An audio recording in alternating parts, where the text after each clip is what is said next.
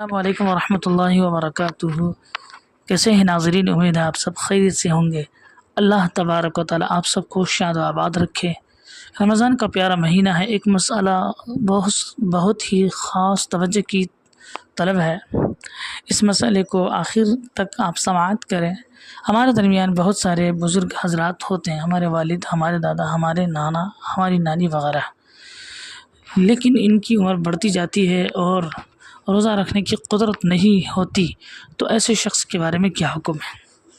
اس کے بارے میں اللہ تبارک و تعالی سورہ بقرہ پارہ 2 میں اللہ عز و جل ارشاد فرماتا ہے، وَعَلَى الَّذِينَ يُطِيقُونَهُ فِدْيَةٌ طَعَامُ مِسْكِينٍ، اور جنہیں اس کی طاقت یعنی روزہ رکھنے کی طاقت نہ ہو، وہ بدلا دیں ایک مسکین کا کھانا۔ فتویٰ ہندیہ میں جلد اول جہاں پر یہ بیان ہوا کہ جن لوگوں کو روزہ نہ رکھنے کی اجازت ہے، وہاں پر ہے کہ روزہ رکھنے کی قدرت نہ رکھنے پر جو شخص کبر سن کی وجہ سے یعنی عمر کے زیادہ ہو جانے کی وجہ سے روزہ نہ رکھ پائیں تو وہ شیخ فانی ہیں۔ شیخ فانی کون ہوتے ہیں؟ اس کی تشریح میں فرماتے ہیں، فالشیخ الفانی الذی لا يقدر على الصيام يفطر ويطعم لكل يوم مسكينا كما يطعم في الكفارة۔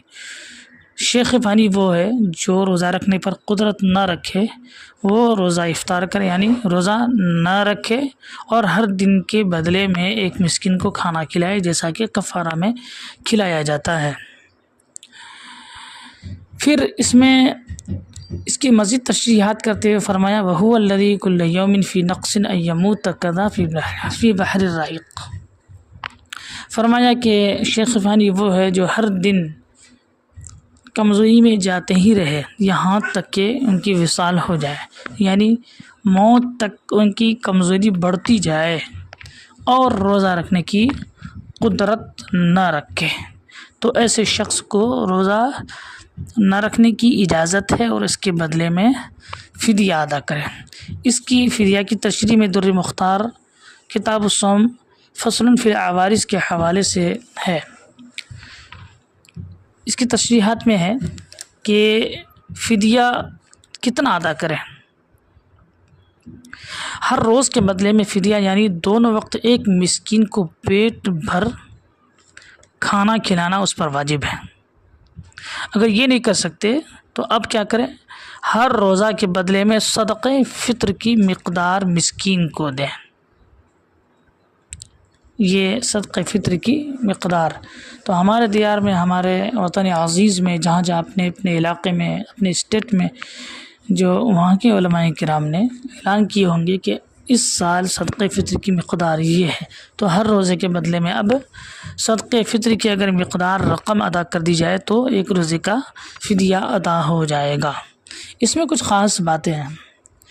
اگر تو یہ شخص چاہے کہ ہم پورے روزے کے ایک ساتھ فدیہ ادا کرتے ہیں، اول رمضان میں تو بھی رکھ سکتے ہیں، ایسا کر سکتے ہیں کہ وہ شروع رمضان ہی میں سارا فدیہ ادا کر دیں، اور آخر رمضان میں اگر فدیہ ادا کرنا چاہے تو وہ بھی کر سکتے ہیں، جیسا کہ بحر الرحیق کے حوالے سے ہے، پھر نہر الفائق کے حوالے سے بھی ہے کہ یعنی نہر الفائق میں ہے، ثم ان شاء اعطى الفدية في اول رمضان بمرة وان شاء اخرها الى آخره۔ پھر اگر وہ چاہے تو فدیہ شروع رمضان ہی میں ایک ہی مرتبہ میں ادا کر دے، یعنی 30 روزے کی ہی فدیہ ادا کر دے، اور اگر چاہے تو آخری رمضان تک اسے مؤخر کر سکتے ہیں۔ اب ایک اور اہم مسئلہ اسی سے ریلیٹیو ہے، وہ یہ، وَلَوْ قَدَرَ عَلَى الصِّيَامِ بَعْدَمَا فَدَى بَطَلَ حُكْمُ الْفِدَاءِ الَّذِي فَدَاهُ حَتَّى يَجِبَ عَلَيْهِ الصَّوْمُ هَكَذَا فِي النِّهَايَةِ۔ ابھی اگر یہ شخص اپنا فدیہ ادا کر دیا، اس کے بعد اگر روزہ پر قدرت رکھ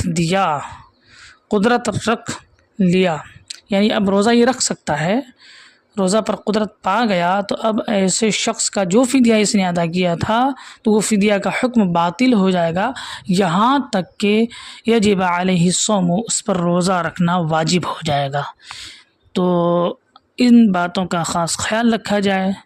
تو اگر آپ کے گھر میں اس طرح سے بزرگ ہیں تو ان کا فدیہ ادا فرما دیجئے، اور فدیہ ادا کرنے کے بعد اگر قدرت پا جاتے ہیں روزہ رکھنے کی تو روزہ بھی رکھوانے کی کوشش فرمائیے۔ اللہ ہم سب کو روزے کی برکتیں عطا فرمائے، دونوں جہان کی بھلائیاں عطا فرمائے۔